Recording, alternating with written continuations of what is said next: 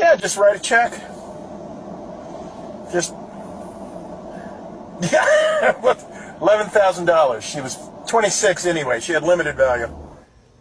The people who say all lives matter are the same people who say blue lives matter.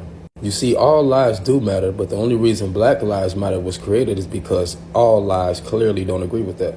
I just think it's interesting how those same all lives matter people decide to say blue lives matter, but then the blue lives matter will show you clearly that all lives don't matter. Now I get it, all that shit sounds stupid as hell, but this is the world we live in. This woman, 23 years old, was hit by a police car. It don't matter that they took somebody's life. This is the reaction. This man is literally laughing at the fact that they ran over a woman and unalived her, and then has the audacity to say that she didn't have much value left. So on top of all this, you show how disgusted you really are.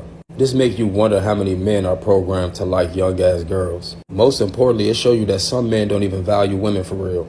The fact that men and women play so many different roles, but a lot of men will only see them as people who sleep with them or people who cook and clean for them like maids and shit, is the same reason why this dude can sit here and laugh about this shit as if he don't have women in his life who this could have happened to. This shit right here is actually weird when you really think about the fact that a lot of men who think like this will have daughters, and it makes you wonder how much do they really care about these women?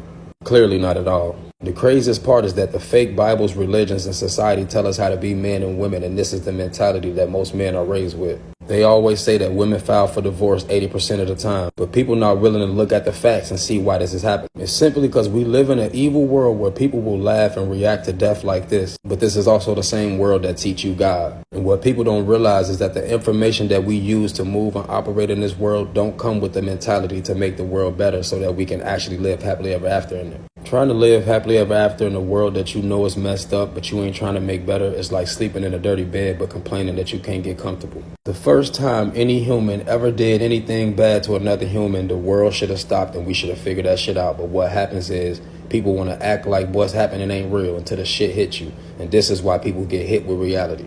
So you ask yourself, if you can be hit with reality, where was you living before that? You was living in your mind, and that's why they say the mind is a powerful thing. They need people to live there because that's the only way to control people. As long as you stuck in your mind, you ain't going to pay attention to what's happening in front of you, and the only time you're going to care is when it's too late. Subscribe to my YouTube, Planet Reality.